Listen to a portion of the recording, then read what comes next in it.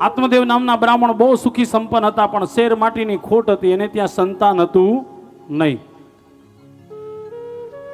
સંતાન નહોતું એટલે આત્મદેવ બ્રાહ્મણ રોજ મનમાં ગ્લાનિ કરે, મારે સંતાન નથી, સંતાન નથી, સંતાન નથી. એક વખત પોતાની પત્નીને વાત કરે છે કે દેવી, આપણા ઘરે જોતો ખરા સુખ સાહેબી ક્યાં નથી, બધું છે, પણ આપણા ઘરે દીકરા દીકરી કાંઈ નહીં. એટલું જ નહીં, આપણા આંગણે એક ગાય બાંધેલી છે, ગાયને પણ વાછડું નથી આવતું. અરે આપણા ઘરે તુલસીનો ક્યારો આપણે રોપીએ છીએ તો પણ ઓટોમેટિક મુરઝાઈ જાય છે. ત્યારે એની પત્ની એમ કહે છે આપણા ભાગ્યમાં નહીં હોય. એટલા સરળતાથી એને કહી દીધું.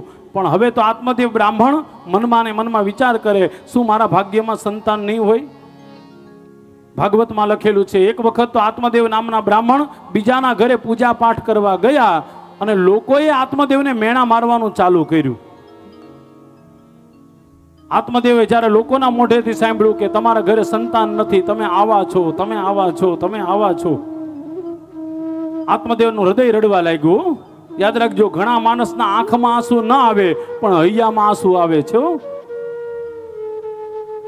પદ્મપુરાણની આ કથા છે. પદ્મપુરાણમાં એક શ્લોક વધારાનો લખેલો છે, જે દિવસે તમારી વાતથી બીજાના આંખમાં આહુડા આવશે ને, સમજી લેજો એ દિવસે મારો દ્વારકા વાળો બહુ નારાજ થઈ જાય. તમારી વાત દ્વારા કોઈના આંખમાં કોઈ દી આંસુ ન આવવા જોઈએ. તમારા મેણા દ્વારા કોઈના આંખમાં કોઈ આંસુ ન આવવા જોઈએ. તમારા ભાગ્યમાં સંતાન છે તો તમે ભોગવે, તમારા ઘરે ગાડી બંગલા બધું છે તો તમે ભોગવો, પણ બીજાને ત્યાં નથી આવું એને કોઈ દી યાદ નહીં કરાવવું. હમણાં જ મારે મહાવીરનગરમાં થોડું કામ માટે જવાનું થયું. એ બેને મને કીધું શાસ્ત્રીજી અમારે સપ્તાહ કરવી છે, પણ અમારે કોઈ છે જ નહીં, સંતાન જ નથી. એટલા માટે મેં કીધું બેન આવું કોઈ દી માનવું જ નહીં. તારા ઘરે ઠાકુરજી છે ને એ તારો મોટા મોટો દીકરો છે. અને ઘણી વખત આપણે આવું માની લઈએ છીએ ને કે મારા ઘરે દીકરો દીકરી નથી. યાદ રાખજો, બધું સમય પ્રમાણે બધું થયા કરે. આપણા ભાગ્યમાં હશે તો આવશે, અને નહીં હોય ને તો ભક્તિ વધારે કરો.